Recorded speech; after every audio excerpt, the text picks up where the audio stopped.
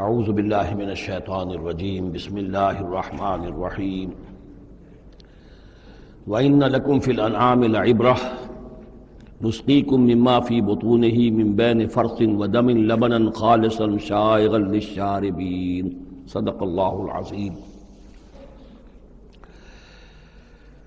Creation of universe کے ضمن میں میں نے جو چند باتیں آپ سے عرض کی تھیں،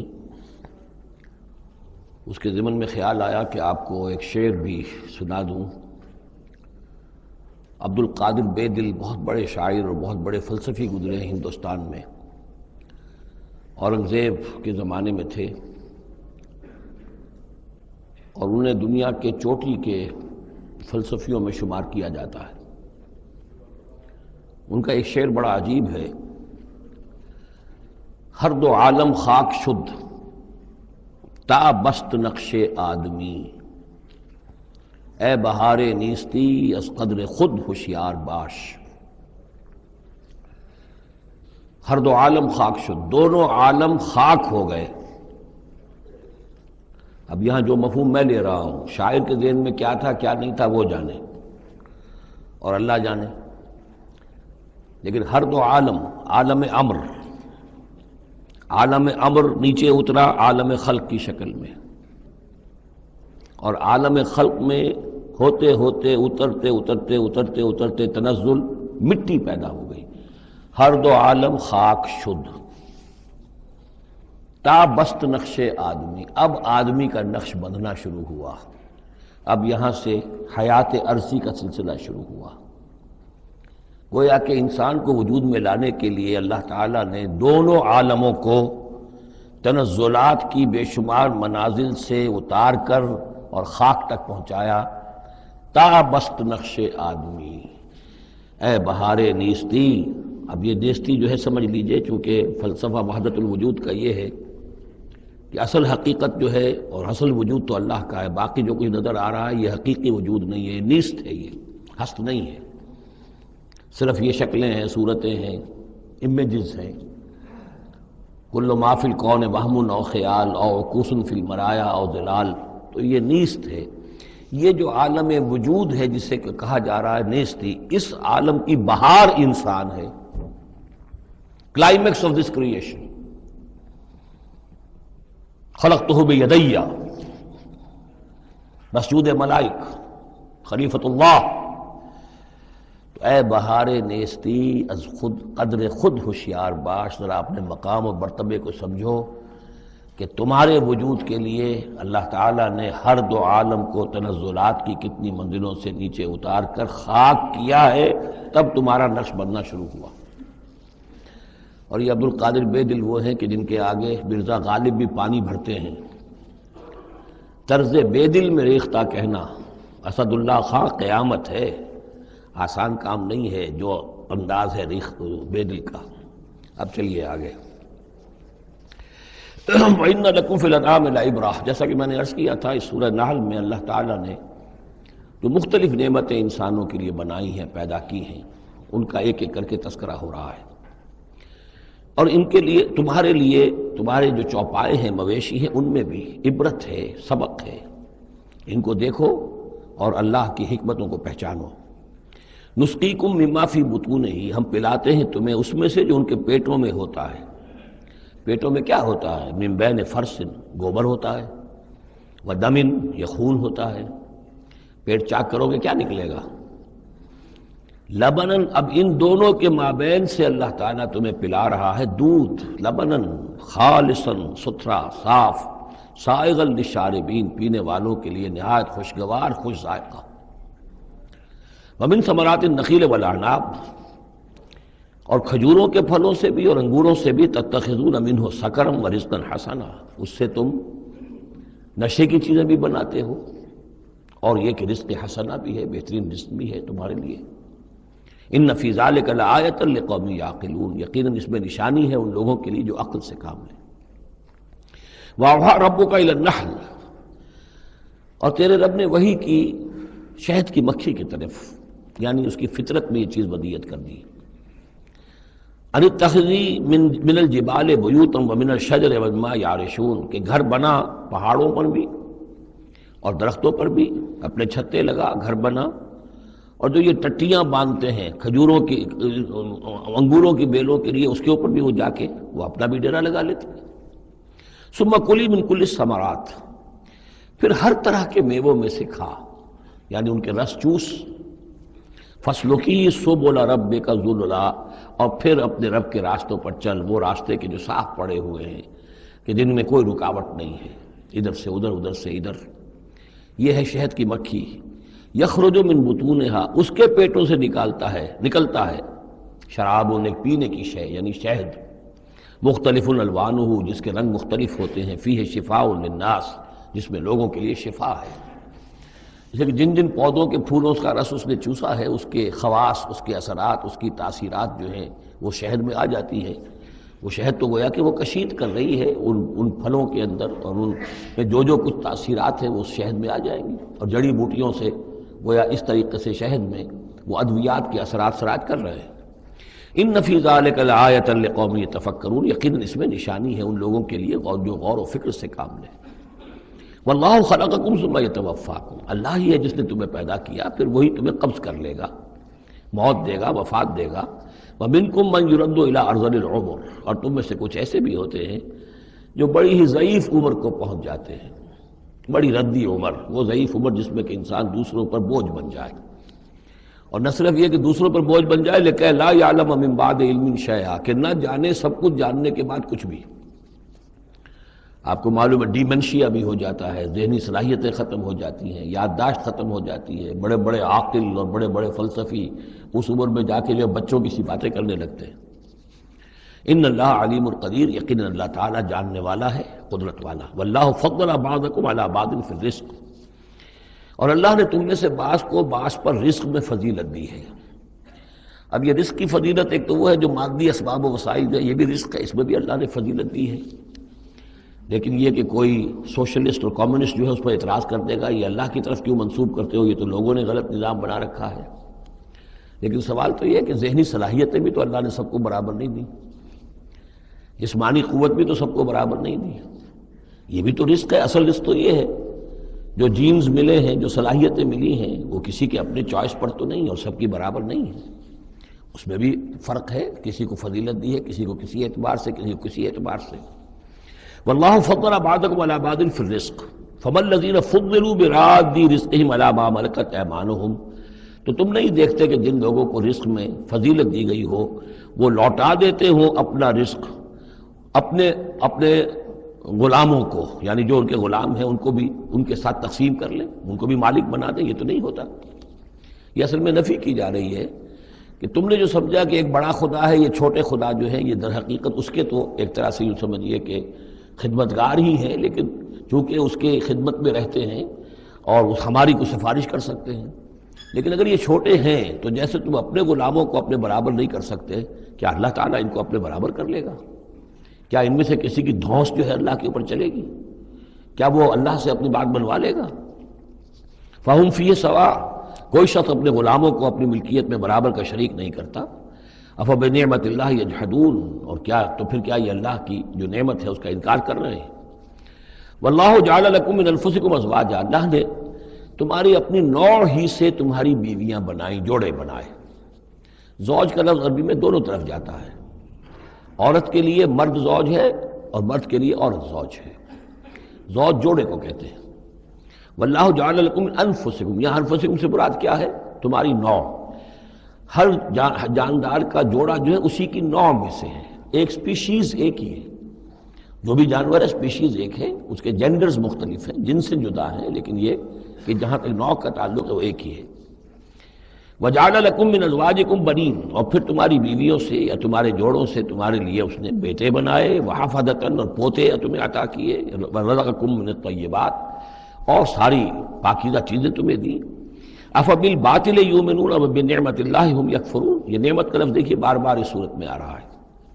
تو کیا یہ باطل پر ایمان رکھتے ہیں اور اللہ تعالیٰ کی نعمت کا انکار کرتے ہیں، کفران نعمت کرتے ہیں؟ وَيَعْبُدُونَ مِن دُونِ اللَّهِ مَا لَا يَمْلِكُ لَهُمْ رِزْقًا مِّنَ السَّمَاوَاتِ وَالْأَرْضِ شَيْئًا، اور یہ پوج رہے ہیں اللہ کو چھوڑ کر ان چیزوں کو جنہیں کوئی اختیار نہیں ہے ان کے لیے کسی رزق کا، نہ آسمانوں سے نہ زمین سے۔ ولا یستطیعون، نہ اس کی قدرت رکھتے ہیں۔ یہ ذہن میں رکھیے کہ یہ جو مشرکین عرب تھے اپنے ایام جاہلیت میں بھی تلبیہ جو پڑھتے تھے، لبیک اللہم لبیک لبیک لا شریک لک لبیک، تو اس میں موجود تھا لا شریک لک لبیک الا شریکا تملکہ وما ملک، تیرا کوئی شریک نہیں ہے، ہاں وہ شریک کہ جو کچھ اس کا اختیار ہے اس کا بھی مالک تو ہی ہے، یعنی بالآخر اختیار تیرا ہی تیرا ہے، کسی تیرے شریک کے پاس کوئی اختیار جو ہے تجھ سے آزاد ہو کر آٹونومس کوئی اختیار اس کے پاس نہیں ہے۔ تملکہ وما ملک، تو ہی اس کا بھی مالک ہے اور جو بھی اس کا اختیار ہے وہ بھی در حقیقت تیرا ہی عطا کردہ ہے، یا تیرا اختیار مطلق اس کے اوپر بھی غالب ہے۔ تو گویا کہ جیسے عیسائیوں کے ہاں انہوں نے توحید کو تثلیث میں بدلا، پھر تثلیث کو توحید میں لے آتے ہیں، 3 in 1 and 1 in 3۔ اسی طریقے سے مشرکین عرب توحید کے اندر شرک پیدا کرتے تھے، شرک کو پھر لوٹا دیتے تھے توحید کی طرف۔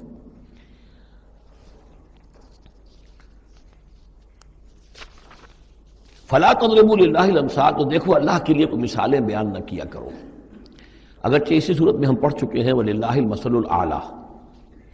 ظاہر بات ہے کہ اللہ تعالیٰ کی ایک ہستی ہے، بہت بلند و بالا ہے، اصولی طور پر تو ہم یہ کہہ سکتے ہیں کہ اللہ کی مثال یا اللہ کی شان بہت بلند ہے، لیکن کوئی مثال بیان نہیں کر سکتے اس کے لیے۔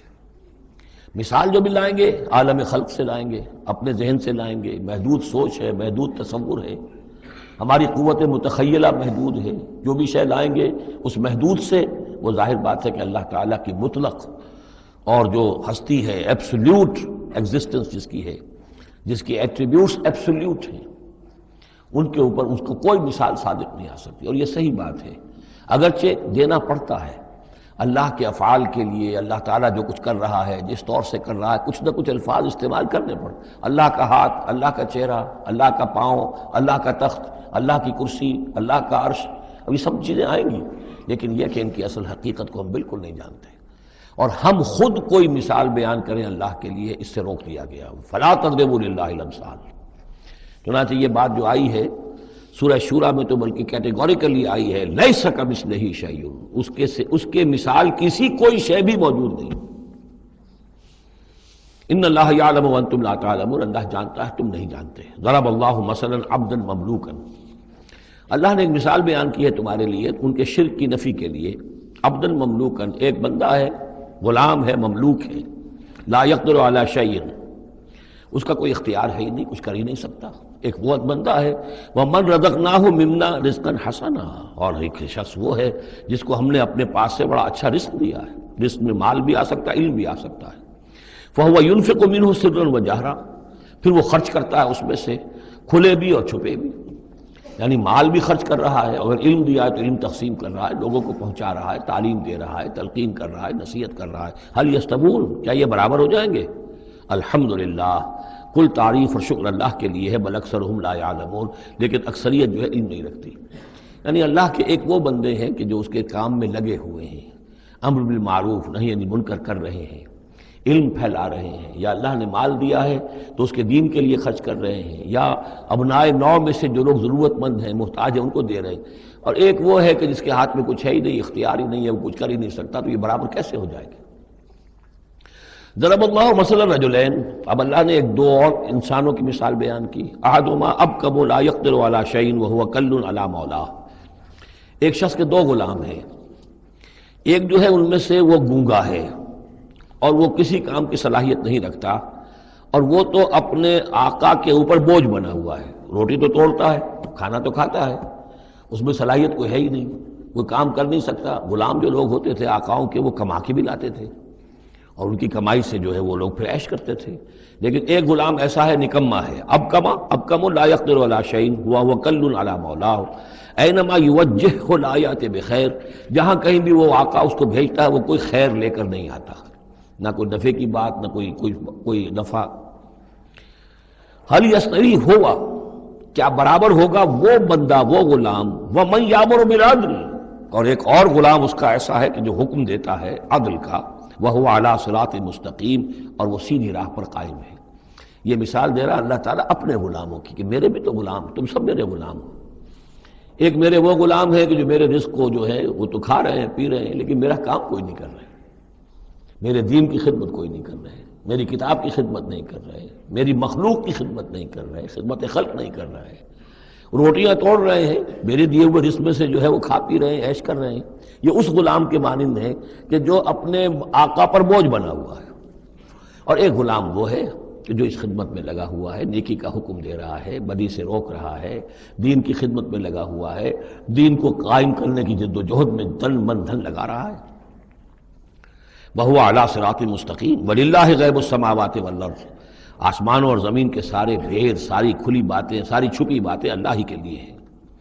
وَمَا أَمْرُ السَّاعَةِ إِلَّا كَلَمْحِ الْبَصَرِ، اور قیامت کا معاملہ تو بس ایسے ہوگا جیسے ایک نگاہ کا لپک جانا، اچانک آ جائے، او ہوا اقرب، یا شاید وہ اس سے بھی قریب تر ہو۔ ان اللہ علی کل شیء قدیر، یقیناً اللہ تعالیٰ ہر چیز پر قادر ہے۔ واللہ اخرجکم من بطون امہاتکم لا تعلمون شیئا، اللہ نے تمہیں نکالا تمہاری ماؤں کے پیٹوں سے کہ تم کچھ شے نہیں جانتے تھے، کوئی علم نہیں تھا۔ واقعہ یہ ہے کہ انسان کا بچہ جس قدر کمزور اور ضعیف ہوتا ہے، شاید کسی حیوان کا بچہ اتنا کمزور نہیں ہوتا۔ آپ نے بکری کے بچے کو دیکھا ہوگا، نوزائیدہ کو، وہ تھوڑی دیر بس اس کی ٹانگیں لڑکھڑاتی ہیں، بس تھوڑی دیر، فوراً ہی ولادت کے بعد ٹانگوں پہ کھڑا ہوتا ہے۔ لیکن یہ کہ انسان کا بچہ جتنا لا علم، جتنا ضعیف، جتنا کمزور، جتنا ڈیپینڈنٹ، جتنا محتاج ہوتا ہے۔ واللہ اخرجکم من بطون امہاتکم لا تعلمون شیئا وجعل لکم السمع والابصار والافئدہ لعلکم تشکرون، پھر اللہ نے تمہیں سماعت دی، بصارت دی اور افئدہ دیے۔ یہ افئدہ کا جو عام طور پہ ترجمہ جو ہے آپ نے دیکھا ہوگا دل لکھا ہوتا ہے، مجھے اس سے اختلاف ہے۔ میرے نزدیک افئدہ جو ہے اس سے مراد جو ہے عقل ہے، لیکن یہ میں اس پر گفتگو کروں گا اگلی صورت میں انشاءاللہ۔ ان السمع والبصر والفؤاد کل اولئک کان عنہ مسئولا، وہ جو آیت ہے سورہ بنی اسرائیل کی، وہ اس موضوع کے اوپر اہم ترین ہے۔ پھر اللہ تعالیٰ نے تمہیں کان اور آنکھیں دی اور عقل دی۔ یہ اصل میں ریلیشن شپ یہ ہے کہ یہ سینس ڈیٹا ہے، آنکھوں سے، کانوں سے، یہ ڈیٹا جیسے کہ آپ آج کل کمپیوٹر میں ڈیٹا جو ہے فیڈ کرتے ہیں اس کے اندر، پھر وہ اس کو پروسیس کرتا ہے، پھر وہ انفر کرتا ہے، پچھلی میموری کے ساتھ ٹیلی کرتا ہے، پھر اس سے کوئی نیا نتیجہ نکالتا ہے۔ تو یہ جو برین کمپیوٹر یہاں رکھا ہوا ہے، یہ ہے جس کو کہ سینس ڈیٹا جا رہا ہے، آنکھوں سے، کانوں سے، چھو کر، چکھ کر، سونگھ کر، جو بھی صلاحیتیں ہمارے اندر ہیں ان سے وہ سارا سینس ڈیٹا جو ہے وہ وہاں جا کر پھر پروسیس ہوتا ہے، اس کو پروسیس کر کے اس سے نتیجہ نکالتا ہے، وہ ہے عقل، وہ جو انسان کے اندر یہ ذہن اس دماغ میں جو رکھا گیا ہے۔ فؤاد سے میرے نزدیک مراد یہ ہے، اور میں اس پر جازم ہوں۔ وَجَعَلَ لَكُمُ السَّمْعَ وَالْأَبْصَارَ وَالْأَفْئِدَةَ لَعَلَّكُمْ تَشْكُرُونَ، تاکہ تم شکر کرو، ان چیزوں کا، ان نعمتوں کا حق مانو، حق ادا کرو، ان چیزوں کو، ان نعمتوں کو صحیح طریقے سے استعمال کرو۔ أَلَمْ يَرَوْا إِلَى الطَّيْرِ مُسَخَّرَاتٍ فِي جَوِّ السَّمَاءِ، کیا یہ دیکھتے نہیں پرندوں کو کہ وہ فضا کی اس خالی خلا کے اندر حکم یہ بالکل مسخر ہیں، یعنی اللہ تعالیٰ کے حکم کے مطابق جو ہے تیر رہے ہیں۔ ما یمسکہن الا اللہ، انہیں نہیں تھاما ہوا ہے کسی نے سوائے اللہ کے۔ ان فی ذلک لآیات لقوم یؤمنون، یقیناً اس میں نشانیاں ہیں ان لوگوں کے لیے جو ماننا چاہیں یا جو ایمان رکھتے ہوں۔ واللہ جعل لکم من بیوتکم سکنا، اور اللہ تعالیٰ نے تمہارے لیے تمہارے گھروں میں سکون اور سکونت کی جگہ، رہنے کی جگہ تمہیں فراہم کی ہے۔ وجعل لکم من جلود الانعام، اور بنا دیے تمہارے لیے تمہارے چوپایوں کی کھالوں سے بیوتن، ایسے گھر یعنی خیمے، یہ جانوروں کے کھالوں کے خیمے بناتے تھے تاکہ یہاں خیمہ، یہاں اکھاڑا وہاں لگا دیا، وہاں سے اکھاڑا وہاں لگا دیا، وہ ہلکا رہتا تھا خانہ بدوش لوگوں کے لیے۔ تم ان کی کھالوں سے بنا لیتے ہو گھر، تستخفونہا، جو تمہیں بڑے ہلکے رہتے ہیں تمہارے لیے، یوم ذانکم، جس دن کہ تم سفر میں ہو، و یوم اقامتکم، اور جب تم کہیں اقامت کرنا چاہو۔ وہی خیمے اتارے اونٹ کے پیٹھ کے اوپر سے، وہاں گاڑا، رات کو اس کے اندر آرام کر لیا۔ وَمِنْ أَصْوَافِهَا، اب یہ تین الفاظ آ رہے ہیں جو کہا تھا دفء، تمہارے لیے جڑاول ہے ان میں، انہی حیوانات میں وہ ریشہ پیدا کر رکھا ہے ہم نے، فائبر، جس فائبر کے ذریعے سے کہ تم کپڑا بنتے ہو۔ اب کاٹن فائبر ہے یا اب آرٹیفیشل فائبرز آ گئے ہیں، لیکن سب سے پہلے جو چیز انسان کو ملی تھی وہ تو حیوانات کے جو یہ ان چوپایوں کے جو بال ہیں ان سے ہی انسان نے کچھ چیزوں کو بننا سیکھا تھا۔ من اصوافہا، صوف کہتے ہیں بھیڑوں کی ان کو، واوبارہا، وبر کہتے ہیں جو کہ یہ ببریاں کہلاتی ہیں اونٹ کی، ان کے جو بال ہوتے ہیں، واشعارہا، اور بکریوں کے بال اشعار کہلاتے ہیں۔ تم ان سے صوف سے اور ببروں سے اور بکریوں کے بالوں سے اساساً و متاعاً تم سامان بناتے ہو، اپنے برتنے کی چیزیں بنا لیتے ہو، الہین ایک خاص وقت تک کے لیے۔ واللہ جعل لکم مما خلق ظلالا، اور اللہ تعالیٰ نے تمہارے لیے جو کچھ اس نے پیدا کیا ہے اس کے ذریعے سے سایہ فراہم کیا ہے۔ درختوں کا سایہ تمہیں ملتا ہے، کسی اور چیز کا سایہ اللہ تعالیٰ تمہیں دیتا ہے۔ وجعل لکم من الجبال اکنانا، اور تمہیں پہاڑوں کے اندر چھپنے کی جگہ دے دی ہے، یعنی غاریں ہوتی ہیں، ظاہر بات ہے طوفان جب آتے ہیں اور بڑی تیز ہوا جب چل رہی ہوتی ہے تو پہاڑوں ہی کے اندر وہ کھو موجود ہوتی ہے، وہ غاریں ہوتی ہیں کہ ان میں لوگ پناہ لیتے ہیں۔ وجعل لکم سرابیل تقیکم الحر، اور تمہارے لیے ایسے کرتے بنا دیے، لباس بنا دیے جو تمہیں گرمی سے بچاتے ہیں۔ وسرابیل تقیکم باسکم، اور ایسے کرتے یعنی جو ذرا بختر ہوتے تھے کہ جو تمہاری لڑائی کے اندر تمہیں بچاتے ہیں۔ کذالک یتم نعمتہ، نعمت کے لفظ کو پھر نوٹ کیجئے، اس طرح اللہ تعالیٰ اتمام فرما رہا ہے اپنی نعمتوں کا علیکم تم پر، لعلکم تسلمون، تاکہ تم سر تسلیم خم کرو اور اطاعت کی روش اختیار کرو۔ فَإِن تَوَلَّوْا، تو پھر اے نبی اگر یہ رخ موڑ لیں، پیٹھ موڑ لیں، فَإِنَّمَا عَلَيْكَ الْبَلَاغُ الْمُبِينُ، تو آپ پر تو بس صاف صاف پہنچا دینے کی ذمہ داری ہے۔ یعرفون نعمت اللہ ثم ینکرونہا، یہ اللہ کی نعمتوں کو پہچانتے ہیں پھر منکر ہو جاتے ہیں۔ واکثرہم الکافرون، اور ان کی اکثریت جو ہے وہ ناشکروں پر مشتمل ہے۔ وَيَوْمَ نَبْعَثُ مِن كُلِّ أُمَّةٍ شَهِيدًا، اب یہ جو مضمون جو ہے شہادت حق کا جو سورہ بقرہ میں آیا تھا، وَكَذَلِكَ جَعَلْنَاكُمْ أُمَّةً وَسَطًا لِتَكُونُوا شُهَدَاءَ عَلَى النَّاسِ وَيَكُونَ الرَّسُولُ عَلَيْكُمْ شَهِيدًا۔ اس کے بعد سورہ نساء میں آیا، ایک تو یہ آیا کہ اللہ کے گواہ بن کر کھڑے ہو جاؤ، پھر آگے چل کر آیا کیف اذا جئنا من كل امة بشہید وجئنا بك على هؤلاء شہید، آیت نمبر 41۔ وہ مضمون یہاں پھر دو مرتبہ اس صورت میں آ رہا ہے۔ وَيَوْمَ نَبْعَثُ مِن كُلِّ أُمَّةٍ شَهِيدًا، جس دن کو اٹھائیں گے ہم ہر امت میں سے ایک شہید۔ کون ہوگا وہ؟ جسے رسول کی حیثیت سے اس امت کو کی طرف بھیجا تھا۔ فَلَنَسْأَلَنَّ الَّذِينَ أُرْسِلَ إِلَيْهِمْ وَلَنَسْأَلَنَّ الْمُرْسَلِينَ، سورہ اعراف کی آیت نمبر 6۔ سب سے پہلے وہ جسے ہم کہتے ہیں پروزیکیوشن وٹنس کی حیثیت سے، عدالت کا گواہ، سرکاری گواہ کی حیثیت سے رسول کھڑا ہوگا، اور رسول یہ کہے گا کہ اللہ تیرا جو پیغام مجھ تک آیا تھا اس قوم کے لیے، میری قوم کے لیے، میں نے انہیں پہنچا دیا تھا۔ ناؤ دے آر ریسپانسبل، اب یہ جواب دہ ہیں، اب ان سے محاسبہ ہو سکتا ہے۔ تو یہ ہے نبی جو ہے گویا کہ اپنی قوم کے خلاف گواہی دے گا۔ اگر نبی یہ گواہی نہ دے تو وہ کہیں کہہ سکتے تھے اللہ ہمیں تو بات پہنچی نہیں، ہم بات سمجھے نہیں تھے۔ نبی کہے گا میں نے سمجھا دیا تھا، کھول کھول کر سمجھا دیا تھا، کوئی اجتماع نہیں چھوڑا تھا، پورا مبرہن کر دی تھی بات، دودھ کا دودھ پانی کا پانی بالکل علیحدہ کر دیا تھا، کیسے انکار کریں گے؟ وَيَوْمَ نَبْعَثُ مِن كُلِّ أُمَّةٍ شَهِيدًا ثُمَّ لَا يُؤْذَنُ لِلَّذِينَ كَفَرُوا وَلَا هُمْ يُسْتَعْتَبُونَ، پھر ان کافروں کو نہ کوئی اجازت ملے گی اور نہ انہیں لیو فار اپیل ملے گی کہ کھڑے ہو کر کسی طریقے سے کوئی عذر جو ہے وہ تراش کر کچھ اپنے آپ کو بچانے کی کوشش کریں۔ وَإِذَا رَأَى الَّذِينَ ظَلَمُوا الْعَذَابَ، اور جس وقت کے یہ ظالم اور یہ کافر اور گناہ گار دیکھیں گے عذاب کو، فَلَا يُخَفَّفُ عَنْهُمْ، تو پھر اب ان سے تخفیف نہیں کی جائے گی اس عذاب میں، وَلَا هُمْ يُنظَرُونَ، اور نہ ہی انہیں کبھی کوئی مہلت ملے گی، کوئی وقفہ نہیں ہوگا، وہ مسلسل ہوگا۔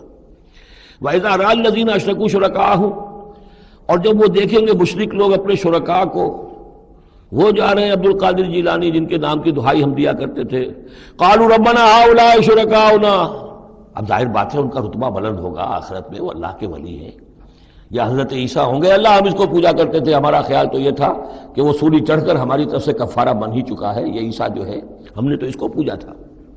تو وہ کہیں گے ربنا هؤلاء شركاؤنا الذين كنا ندعو من دونك، یہ ہیں وہ شرکاء جن کو ہم تیرے سوا پکارا کرتے تھے دنیا میں، فالقوا الیہم القول انکم لکاذبون، تو وہ مقدس ہستیاں یہ کہیں گی تم جھوٹ بول رہے ہو، بکواس کر رہے ہو، تمہارا ہم سے کوئی تعلق نہیں۔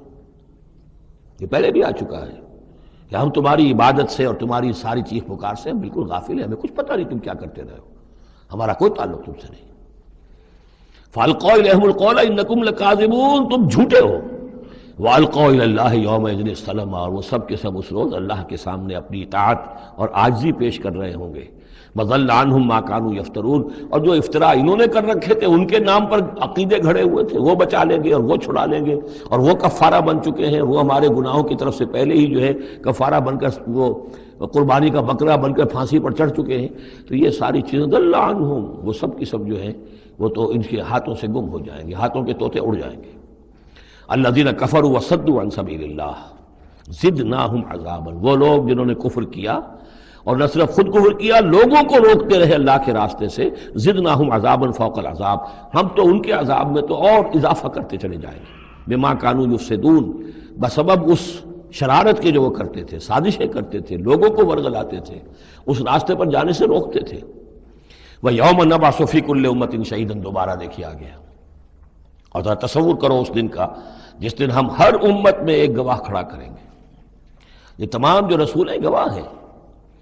یا ایھا الرسول انا ارسلناک شاہدا ومبشرا ونذیرا وداعیا للہ باذنہ وسراجا منیرا، یا ایھا النبی انا ارسلناک شاہدا ومبشرا ونذیرا، شاہد شہید گواہ، اسی معنی میں سورہ مزمل میں آیا ہے، تمہارے پاس ہمارا رسول آ گیا ہے، جیسے کہ فرعون کے پاس رسول آیا تھا، فعصى فرعون الرسول فاخذناه اخذا وبیلا، لقد ارسلنا الیکم رسولا شاہدا علیکم کما ارسلنا الی فرعون رسولا فعصى فرعون الرسول فاخذناه اخذا وبیلا فکیف تتقون ان کفرتم یوما یجعل الولدان شیبا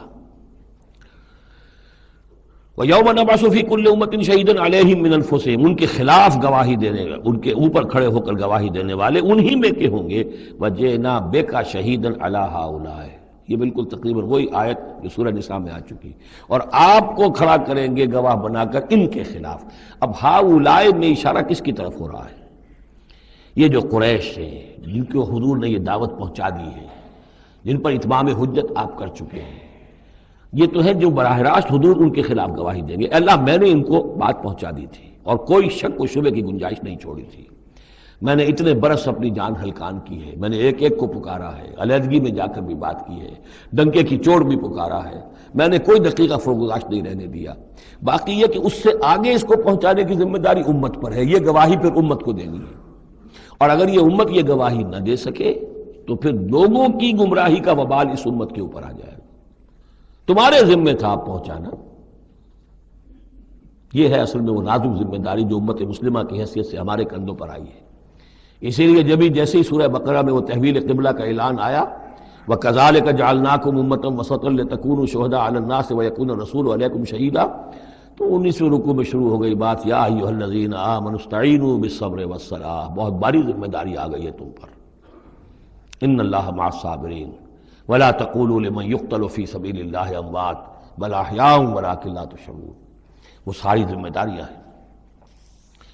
وجئنا بك شهيدا على هؤلاء ونزلنا عليك الكتاب تبيانا لكل شيء، اور اے نبی ہم نے اتار دی ہے آپ پر یہ کتاب، یہ قرآن، وضاحت کرتے ہوئے ہر شے کی، یعنی جو بھی انسان کی ہدایت کے لیے جو مسئلہ ضروری ہے وہ سارا کا سارا اس میں موجود ہے، وہدی ورحمۃ، اور وہ ہدایت بن کر آئی ہے اور رحمت، وبشریٰ للمسلمین، اور بشارت بن کر آئی ہے مسلمانوں کے لیے، اہل اسلام کے لیے، اللہ کے فرما برداروں کے لیے۔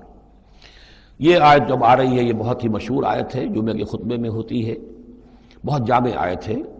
ان اللہ یامر بالعدل والاحسان وایتاء ذی القربى وینہی عن الفحشاء والمنکر والبغی یعظکم لعلکم تذکرون، یقیناً اللہ تمہیں حکم دیتا ہے لوگوں سب سے پہلے عدل، انصاف، عدل سے اوپر کی ایک شے ہے احسان۔ عدل تو یہ ہے کہ جس کا جو اس کا حصہ تھا وہ آپ نے دے دیا، احسان یہ ہے کہ مزید اپنی طرف سے کچھ اور دے دیجیے، یہ احسان ہے۔ اللہ تعالیٰ محسنین کو پسند کرتا ہے۔ اور ذی القربہ، ایتاء ذی القربہ، اپنے قرابت داروں کا حق ادا کرنا، ان سے حسن سلوک، صلہ رحمی کرنا، یہ تین چیزیں ہیں کہ جس پر گویا کہ ایک اچھے معاشرے کی بنیاد ہے، یہ مثبت چیزیں ہیں۔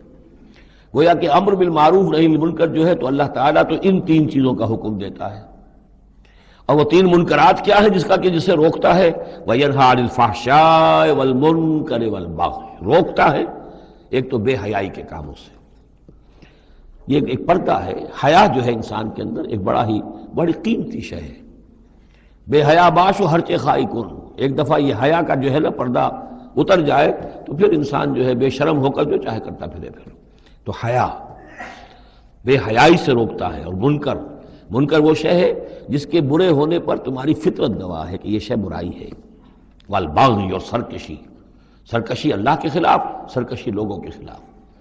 سرکشی لوگوں کے خلاف ہوگی تو وہ عدوان ہے، زیادتی ہے، ظلم ہے. اللہ کے خلاف ہے تو وہ کفر ہے اور وہ بغاوت ہے. یعظکم، اللہ تعالیٰ تمہیں نصیحت کر رہا ہے، لعلکم تذکرون، تاکہ تم نصیحت اخذ کرو، رہنمائی حاصل کرو. وَأَوْفُوا بِعَهْدِ اللَّهِ إِذَا عَاهَدتُّمْ، یہ جو چند آیات اب آگے آ رہی ہیں یہ مشکلات القرآن میں سے ہیں، اس میں کافی مفسرین کے مابین اختلافات بھی ہیں، لیکن میں نے جتنا بھی غور و فکر کیا ہے اور جن حضرات کی آراء سے مجھے اتفاق ہے وہ میں بیان کروں گا، باقی ساری آراء میں بیان نہیں کر سکتا. یہاں میرے نزدیک یہاں سے اصل میں اہل کتاب کی طرف روئے سخن ہے. میں آپ کو بتا چکا ہوں کہ مکی صورتوں میں اہل کتاب سے براہ راست خطاب نہیں ہے، یا بنی اسرائیل یا اہل الکتاب نہیں ملے گا، لیکن سورہ انعام ہی سے بات شروع ہو گئی تھی، کچھ نہ کچھ ان کی طرف روئے سخن ہے، اشارے ہیں، اس لیے کہ یہ دور ایسا تھا کہ جس میں مدینے میں خبریں پہنچ چکی تھی، محمد رسول اللہ صلی اللہ علیہ وسلم نے نبوت کا دعویٰ کیا ہے، اہل کتاب کے کان بھی کھڑے ہو چکے تھے، ان میں سے کچھ لوگ تھے پہچان بھی چکے تھے، اور وہ یہ کہ گویا کہ منتظر بھی ہوں گے کہ اب ہم ان کی تصدیق کریں گے، ذرا اور دیکھ لیں، ذرا اور ان کے بارے میں صحیح معلومات ہمیں حاصل ہو جائیں. کچھ لوگوں کے اندر حسد کی آگ اسی وقت سے بھڑک چکی ہوگی، وہی ہے کہ جنہوں نے سکھا پڑھا کر پوچھا تھا کہ ان سے پوچھو اگر یہ نبی ہونے کا دعویٰ کرتے ہیں تو یہ بنی اسرائیل مصر کیسے پہنچ گئے تھے؟ یہ تو حضرت ابراہیم علیہ السلام کی نسل سے تھے، حضرت ابراہیم تو فلسطین میں رہتے تھے، الخلیل میں وہ دفن ہیں، یہ مصر کیسے پہنچ گئے جو حضرت موسیٰ علیہ السلام نے لے کر وہاں سے آئے؟ تو پوری سورہ مبارکہ سورہ یوسف جو ہم پڑھ چکے ہیں کہ کیا شکل بنی، کیا سبب بنا، کیا حالات تھے جن میں کہ بنی اسرائیل وہاں جا کر آباد ہوئے. تو اس طرح سے اب یہاں پہ اصل میں روئے سخن ان کی طرف ہے.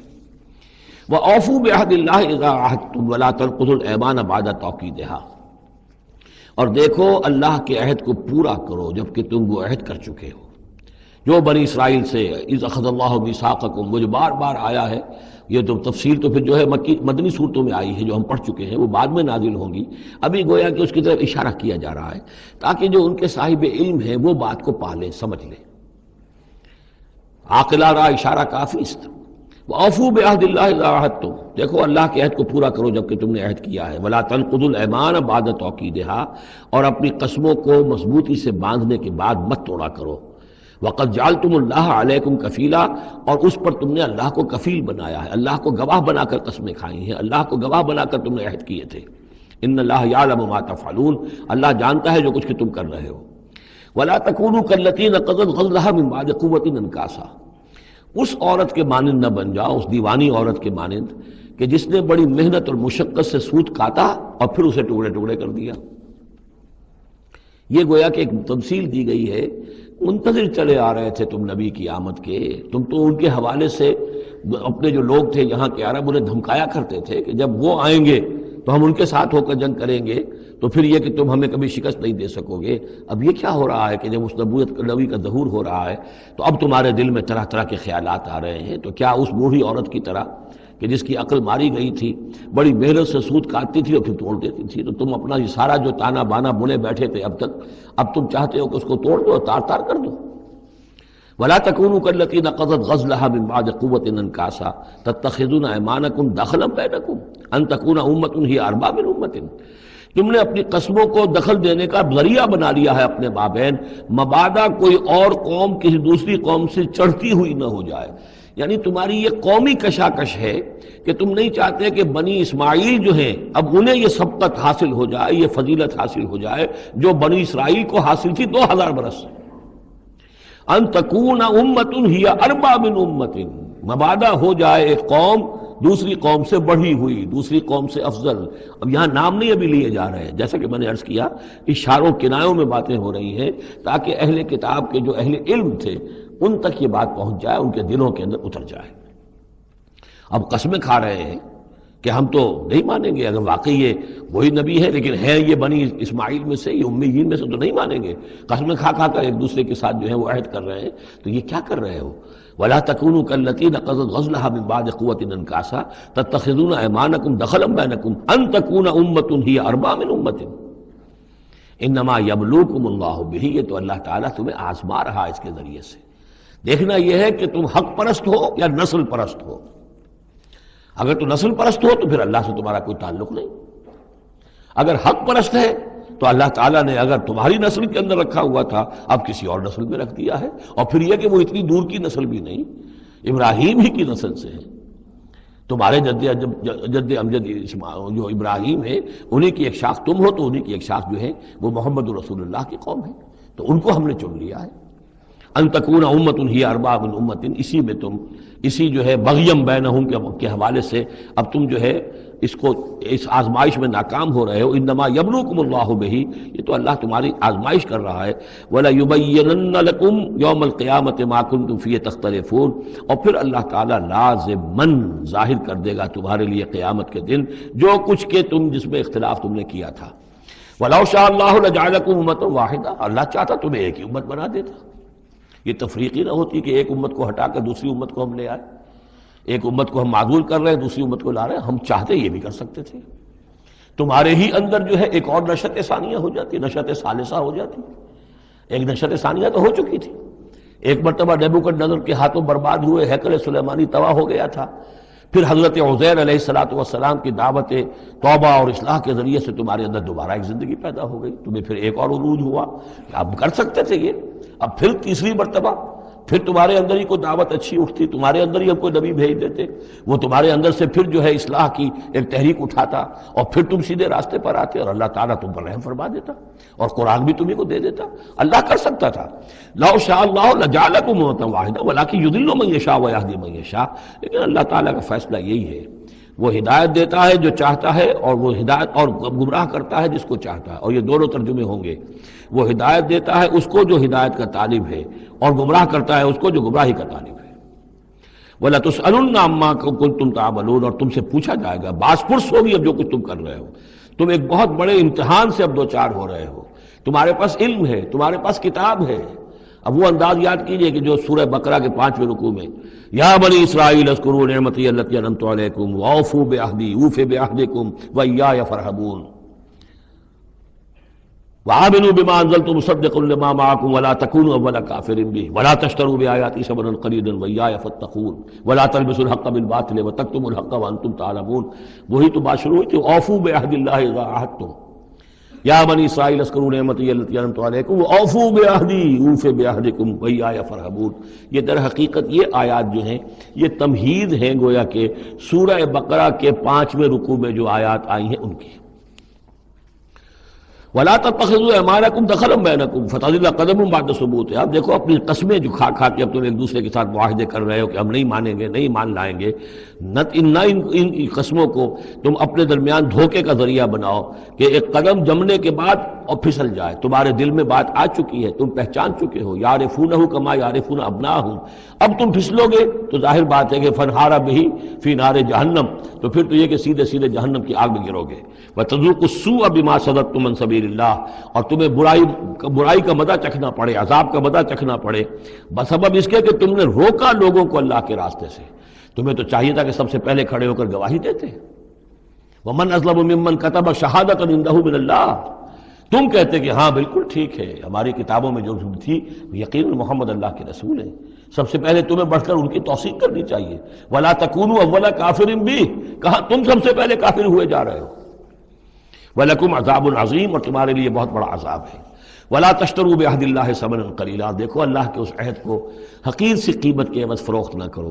انما عند اللہ هو خیر لکم، جو کچھ اللہ کے پاس ہے وہ بہت بہتر ہے، جو اس کی نعمتیں ہیں، انعام ہیں، آخرت کی نعمتیں ہیں، جنت کی نعمتیں ہیں، تم ان کو ہاتھ سے دے رہے ہو، گنوا رہے ہو، اور دنیا کی یہ تھوڑی سی حیثیت، اپنی مسند، اپنی چودراہٹ، اپنی مشیخیت جو ہے اس کو تم چھوڑنے کو تیار نہیں ہو۔ ان کنتم تعلمون، اگر تم علم رکھتے ہو۔ ما عندکم ینفد وما عند اللہ باق، جو تمہارے پاس ہے وہ ختم ہو جائے گا، اور جو اللہ کے پاس ہے وہ باقی رہنے والا ہے۔ وَلَنَجْزِيَنَّ الَّذِينَ صَبَرُوا أَجْرَهُمْ، اور ہم لازماً دیں گے صبر کرنے والوں کو ان کا اجر، بِأَحْسَنِ مَا كَانُوا يَعْمَلُونَ، ان کے اعمال کے بہترین جو اعمال ہوں گے، جو کچھ وہ کر رہے ہیں ان میں سے بہترین اعمال کے حساب سے انہیں اجر دیں گے۔ یعنی ہر نیکوکار کے سارے اعمال ایک درجے کے نہیں ہوتے، کبھی چھوٹی نیکی کی ہے، بڑی نیکی کی ہے، لیکن ہم ان کا مقام ان کی بڑی نیکیوں کے حوالے سے معین کریں گے۔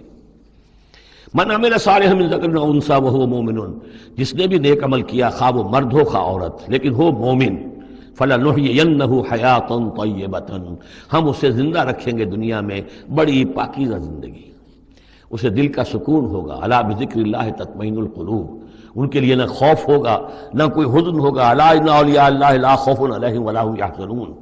وَلَنَجْزِيَنَّهُمْ أَجْرَهُمْ بِأَحْسَنِ مَا كَانُوا يَعْمَلُونَ، ہم انہیں دنیا کے اندر بھی زندگی جو دیں گے وہ بڑی پاکیزہ زندگی ہوگی، چاہے روکھی سوکھی کھا رہے ہوں لیکن صبر و شکر کی زندگی ہوگی، دل مطمئن ہوں گے، دل میں غنا ہوگا۔ الغنا غنا نفس، حضور نے فرمایا اصل جو ہے امیری وہ تو دل کی امیری ہے، دل غنی ہے تو انسان غنی ہے، اور کروڑوں روپے رکھتا ہے پھر بھی اس کے اندر لالچ ہے تو وہ فقیر ہے۔ وَلَنَجْزِيَنَّهُمْ أَجْرَهُمْ بِأَحْسَنِ مَا كَانُوا يَعْمَلُونَ، ان کو جو بدلہ ہم دیں گے تو وہ ان کے جو بہترین اعمال ہوں گے ان کے حوالے سے۔ فَإِذَا قَرَأْتَ الْقُرْآنَ فَاسْتَعِذْ بِاللَّهِ مِنَ الشَّيْطَانِ الرَّجِيمِ، تو جب آپ قرآن پڑھا کیا کریں تو اللہ کی پناہ طلب کر لیا کیجئے مردود شیطان سے۔ یہ ہے حکم جس پر کہ ہم عمل کرتے ہیں، جب بھی قرآن پڑھنا ہو تو پہلے اعوذ باللہ من الشیطان الرجیم تعوذ کرتے ہیں۔ انہ لیس لہ سلطان علی الذین آمنوا، یقیناً اس کے پاس کوئی سند نہیں ہے، اختیار نہیں ہے، کوئی طاقت نہیں ہے ان لوگوں پر کہ جو ایمان لائے، وعلی ربہم یتوکلون، اور جو اپنے رب پر توکل کرتے ہوں۔ انما سلطانہ، اس کا زور چلتا ہے علی الذین یتولونہ، ان پر جو خود اس کے دوست بنتے ہیں، اس کو اپنا حمایتی بناتے ہیں، اس سے دوستیاں کاٹتے ہیں، والذین ہم بہ مشرکون، اور جنہوں نے کہ اسے شریک کیا ہوا اللہ کے ساتھ، اللہ کی اطاعت کی بجائے اس کی اطاعت کر رہے ہیں۔ وَإِذَا بَدَّلْنَا آیَةً مَكَانَ آیَةٍ وَاللَّهُ أَعْلَمُ بِمَا يُنَزِّلُ قَالُوا إِنَّمَا أَنْتَ مُفْتَرٍ، اور جب ہم کوئی ایک آیت کی جگہ دوسری آیت بدل دیتے ہیں، وہ میں عرض کر چکا ہوں، یہ سارے مضامین سورہ بقرہ میں آ چکے ہیں، مَا نَنسَخْ مِنْ آیَةٍ أَوْ نُنْسِهَا نَأْتِ بِخَيْرٍ مِنْهَا أَوْ مِثْلِهَا، وہی مضمون ہے یہ۔ جب ہم ایک آیت کی جگہ کوئی دوسری آیت بدلتے ہیں، واللہ عالم بما ينزل، اور یہ کوئی الٹ اپ نہیں ہے، اللہ جو کچھ نازل فرما رہا ہے خوب جانتا ہے۔ ایک دور میں وہ حکم صحیح تھا، اب حالات بدل گئے، اب یہ حکم صحیح ہے۔ قالوا انما انت مفتر، وہ کہتے ہیں کہ یہ تو آپ افتراء کر رہے ہیں، پہلے یہ کہا تھا اب یہ کہہ رہے ہیں، اگر اللہ کا کلام ہوتا اس میں تبدیلی کیسے ہو سکتی ہے؟ بل اکثرهم لا يعلمون، لیکن ان کی اکثریت علم سے آ رہی ہے۔ قل نزلہ روح القدس، کہہ دیجئے اس کو اتارا ہے روح القدس نے۔ اب یہ روح کا لفظ حضرت جبرائیل کے لیے نوٹ کر لیجئے۔ قل نزلہ، اتارا ہے اس کو روح القدس نے، پاک فرشتے نے، من ربک، آپ کے رب کی طرف سے، بالحق، کے حق کے ساتھ، لیثبت الذین آمنوا، تاکہ اہل ایمان کے دلوں کو اور ان کے قلبوں کو جمائے۔ اس سے پہلے جو ہے کذالک لنثبت بہ فؤادک ورتلناہ ترتیلا، یہ آ جائے گا آگے چل کر، تاکہ حضور کے دل کو بھی تثبیت ہو اس سے، اور اہل ایمان کے دلوں کو بھی اس سے ثبات ملے۔ وہدی وبشریٰ للمسلمین، یعنی جیسے جیسے حالات بدل رہے ہیں ایسے ایسے، اب جائے ایک قصہ جو ہے آدم و ابلیس کا ایک دفعہ آیا، پھر دوسری دفعہ آیا، پھر تیسری دفعہ آیا، اس میں کوئی تھوڑا تھوڑا فرق بھی آ رہا ہے، ایک چیز وہاں بیان کی گئی، ایک چیز اب یہاں واضح کی جا رہی ہے۔ یہ ساری چیزیں جو ہیں یہ اس لیے ہیں تاکہ بدلتے ہوئے حالات میں اہل ایمان کو ہر حال، ہر دور کے حالات کے مطابق جو ہے وہ اپنی رہنمائی کا سامان مل جائے۔ وَلَقَدْ نَعْلَمُ أَنَّهُمْ يَقُولُونَ إِنَّمَا يُعَلِّمُهُ بَشَرٌ، اور ہمیں خوب معلوم ہے کہ وہ یہ کہتے ہیں کہ یہ تو انہیں ایک انسان سکھا رہا ہے، کوئی شخص ہے، کوئی عجمی ہے، کوئی ہو سکتا ہے اہل کتاب میں سے ہو، بہت بڑا عالم ہے، اسے اپنے گھر میں انہوں نے رکھا ہوا ہے اور اس سے یہ چیزیں سیکھتے ہیں۔ لسان الذی یلحدون الیہ اعجمی، جس شخص کی طرف یہ منسوب کر رہے ہیں اس قرآن کو اپنے اسی غلط خیال کے حوالے سے، اس کو تو کہتے ہیں عجمی ہے، وہ عربی نہیں ہے۔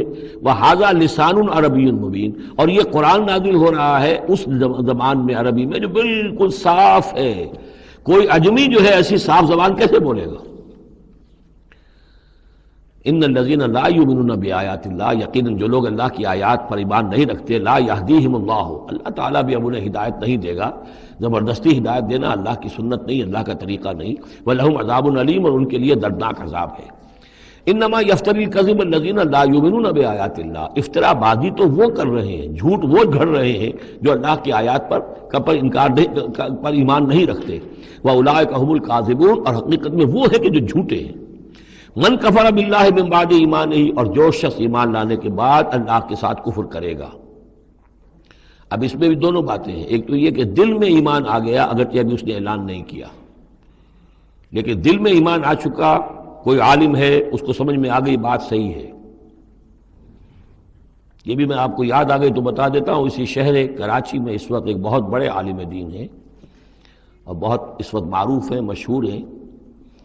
کئی سال پہلے کی بات ہے، ابھی سید سراج الحق صاحب بھی یہاں موجود ہیں، ان کے مکان پر میں مقیم تھا، ان سے گفتگو ہوئی، انہوں نے کہا کہ میں نے آپ کا ایک ایک حرف پڑھا ہے اور مجھے آپ کی کسی بات سے کوئی اختلاف نہیں۔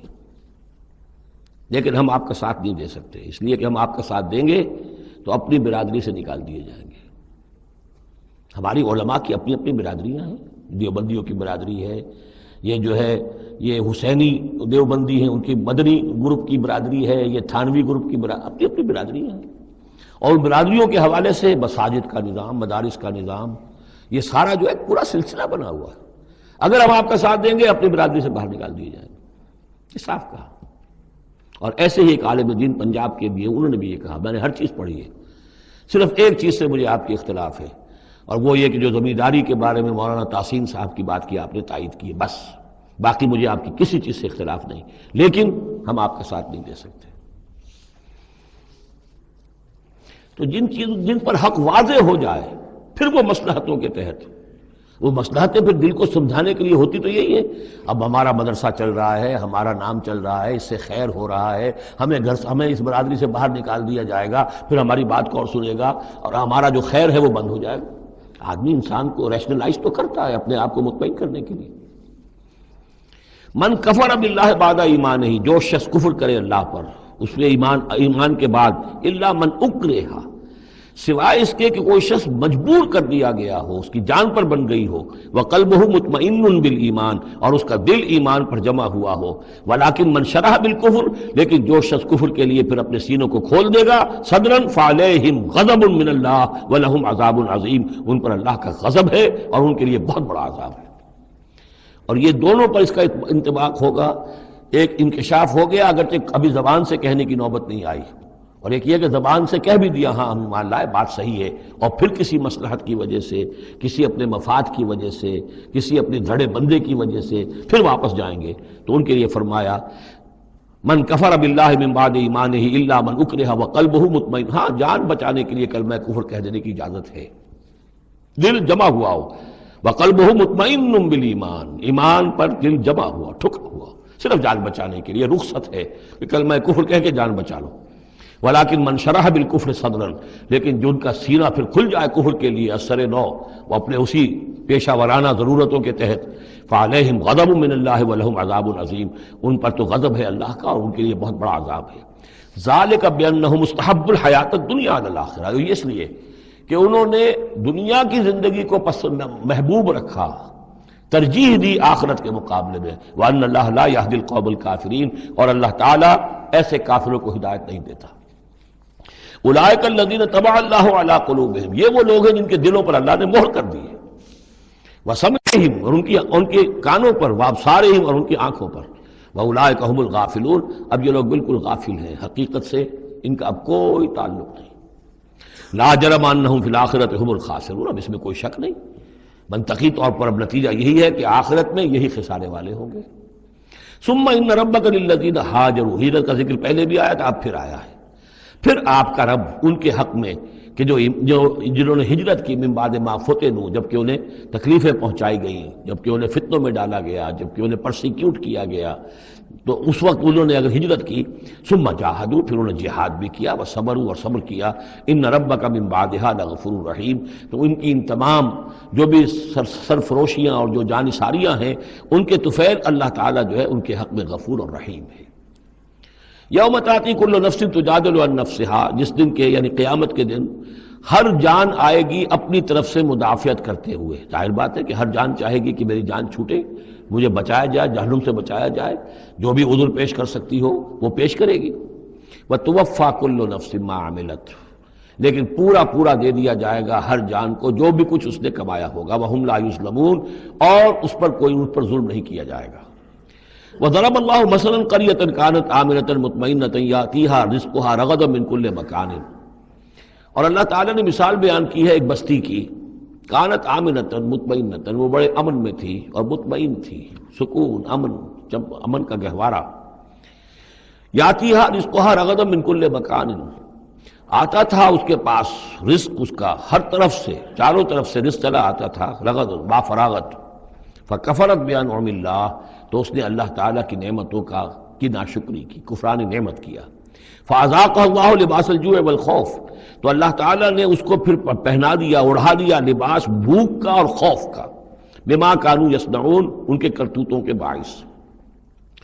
اس کے بارے میں مختلف آراء ہیں. ایک تو یہ کہ ایک عام تمثیل ہے، ایک یہ کہ اس سے مراد جو ہے سبا کی قوم جس کا ذکر ہم پڑھیں گے آگے چل کر سورہ سبا کے اندر، اس کا تذکرہ ہے. ایک رائے یہ کہ یہ مکے کا ذکر ہو رہا ہے کہ حضور کی آمد کے بعد، جیسا کہ قاعدہ کلیہ ہم سورہ انعام میں سورہ اعراف میں پڑھ چکے ہیں، رسول کی بعثت کے بعد اللہ تعالیٰ کی طرف سے لوگوں کے اوپر چھوٹے عذاب آتے تھے. آخری عذاب سے پہلے تو قحط کا عذاب پڑا تھا، اور عرب میں اس میں مکے میں بہت ہی اجناس کی کمی ہو گئی تھی، بہت وہاں پر تنگی تھی. تو اس کی طرف اشارہ ہو رہا ہے کہ یہ شہر جو ہے مکہ بڑا آرام سے تھا، امن میں تھا. امن کا تو گہوارہ ہے ہی ہمیشہ سے، مطمئن تھا، اور رزق چلا آتا تھا. ہر طرف سے لوگ آ رہے ہیں، قافلے آ رہے ہیں، حاجی آ رہے ہیں، عمرے کے لیے لوگ آ رہے ہیں، چیزیں لے کر آ رہے ہیں، جانور جو ہیں وہ قربان ہو رہے ہیں. ظاہر بات ہے وہ قربان ہونے والے جانوروں کا گوشت کہاں جاتا تھا؟ یہ اہل مکہ ہیں، یہ اس کو کھاتے تھے. تو یہ ساری رزق ان کے پاس فراوانی سے چلا آتا تھا. لیکن اس شہر کے لوگوں نے پھر اللہ کی نعمت کا، انعامات کا انکار کیا اور کفران نعمت کیا، تو اللہ نے انہیں خوف اور بھوک کا لباس پہنا دیا ان کے کرتوتوں کے سوائے. بس اسی آیت کے حوالے سے میں نے یہاں کراچی میں تقریریں کی تھی. کافی پرانی بات ہے، جب کراچی میں جو حالت ہو گئی تھی، کہاں یہ عروس البلاد کراچی، پھر یہاں کی فراوانی، ہر طرح کا پورے پاکستان میں جو پھل بہترین ہوتا ہے وہ یہاں آپ کو ملتا ہے. یہاں سستی چیزیں ملتی ہیں، یہاں جابز ہیں، کام ہے. لیکن پھر یہ ایک زمانہ جو کراچی پر گزرا ہے، خدا نہ کرے پھر دوبارہ آ جائے. حالات پھر جو ہیں وہ بگڑتے نظر آ رہے ہیں. لیکن یہ ہے کہ اللہ نہ کرے کہ وہ صورت ہو جائے. لیکن ایک دور تو ایسا آ گیا تھا کہ اذاقہ اللہ لباس الجوع والخوف، بھوک اور خوف، کاروبار ٹھپ، اور بد امنی، ڈاکے، کڈنیپنگز، قتل و غارت. وہ جو حال اس کراچی کا ہو گیا تھا اس کو ذرا یاد کیجئے. بالکل وہ نقشہ ہے یہ. ضرب اللہ مثلا قریۃ کانت آمنۃ مطمئنۃ یاتیھا رزقھا رغدا من کل مکان فکفرت بانعم اللہ فاذاقھا اللہ لباس الجوع والخوف بما كانوا یصنعون. تو یہ ایک عام تمثیل بھی ہو سکتی ہے جیسے کہ کراچی کی اس وقت کی صورتحال پر منطبق ہو گئی. لیکن یہ کہ تفسیر کے حوالے سے اور جسے تعویل خاص ہم کہتے ہیں، اس میں یہ یقیناً اشارہ ہے مکے ہی کی طرف. وَلَقَدْ جَاءَهُمْ رَسُولٌ مِّنْهُمْ فَكَذَّبُوهُ، ان کے پاس ان کے رسول آئے، انہوں نے جھٹلا دیا ان کو. فَأَخَذَهُمُ الْعَذَابُ وَهُمْ ظَالِمُونَ، تو عذاب نے انہیں آ پکڑا اور وہ ظالم تھے، گناہگار تھے. فَكُلُوا مِمَّا رَزَقَكُمُ اللَّهُ حَلَالًا طَيِّبًا، تو اے مسلمانوں کھایا کرو جو بھی اللہ نے تمہیں رزق دیا ہے اس میں سے جو حلال ہے اور جو پاک ہے کھایا کرو. وَاشْكُرُوا نعمت اللہ، پھر نعمت کے لفظ کو نوٹ کیجئے. یہ جو نعمت کے ذریعے سے، اللہ کی نعمتوں کے حوالے سے یہ صورت جو ہے ان کا تذکرہ، مختلف انواع و اقسام کی نعمتیں، مختلف جو دائرے ہیں زندگی کے، ان کے حوالے سے. وَاشْكُرُوا نعمت اللہ ان کنتم ایاہ تعبدون، اور اللہ کی نعمت کا شکر کرو اگر تم واقعتاً اسی کی بندگی کرتے ہو.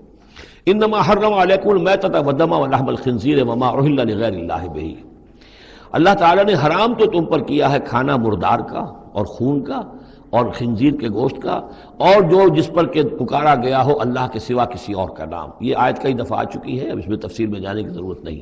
فمن اضطر غیر باغ ولا عاد، کوئی شخص اضطرار میں ہو، جان پر بن گیا ہو، بھوک سے اور مر رہا ہو، تو اگر وہ نہ تو اس کی طلب اس کے اندر ہو، نہ جو کم سے کم چیز جتنی کہ کھانے سے جان بچائی جا سکتی ہے اس سے وہ اضافی اور اس سے آگے بڑھے، فإن اللہ غفور الرحیم، تو اللہ اس کے حق میں غفور الرحیم ہے.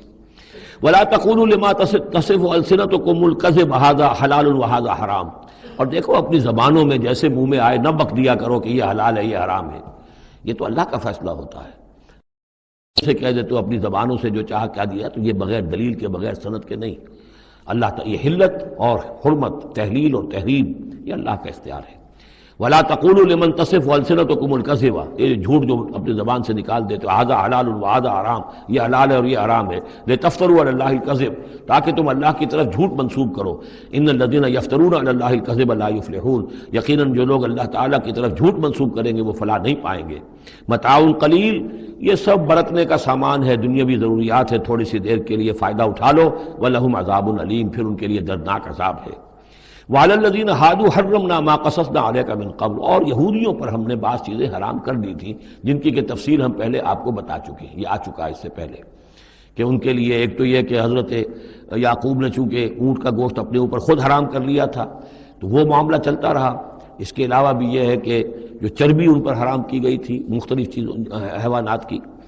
وعلی الذین ہادوا حرمنا ما قصصنا علیک من قبل وما ظلمناہم، اور ہم نے ان پر کوئی ظلم نہیں کیا، اور اور ہم نے ان پر کوئی ظلم نہیں کیا، ولیکن کانوا انفسہم یظلمون، بلکہ یہ ظلم انہوں نے خود اپنے اوپر ڈھائے۔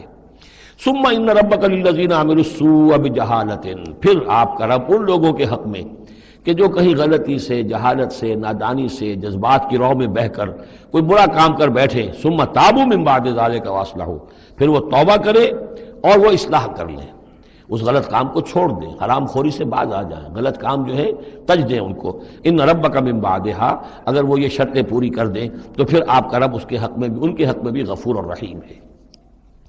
ان ابراہیم کان امۃ قانتا، یقیناً ابراہیم ایک امت تھے۔ اب یہ لفظ امت سمجھ لیجئے، اما یا امو کا جو اصل مفہوم ہے وہ قصد کرنا ہے۔ اب یہ امت وقت کے لیے بھی آتا ہے، بعد امت وذکر بعد امت، سورہ یوسف میں ہم نے پڑھا ہے، وہ شخص جو ساقی تھا بادشاہ کا بھول گیا تھا، ایک مدت کے بعد اسے یاد آ گیا۔ تو جب ایک پوری ہو رہی ہے، زمانے کو بھی ہم کیونکہ فالو کرتے ہیں، ٹائم کو بھی، اور اسی طرح راستے کو بھی فالو کرتے ہیں، تو قصد کر رہے ہوتے ہیں اس کا، اس حوالے سے زمانے کو بھی مدت کہا گیا، راستے کو بھی جو ہے امت کہا گیا۔ پھر امت وہ بھی ہے کہ جو ہم مقصد لوگ ہیں، میرا بھی مقصد وہی ہے، آپ کا بھی وہی ہے، مسلمانوں کو جمع کرنے والا وہ مقصد ہے، کذالک جعلناکم امۃ وسطا لتکونوا شہداء علی الناس، تو یہ امت ہے۔ اسی طریقے سے گویا کہ ایک راستہ چلانے والے، ایک راستہ بنانے والے، ایک ریت ڈالنے والے حضرت ابراہیم تھے، جو اپنی ذات میں گویا کہ ایک امت تھے۔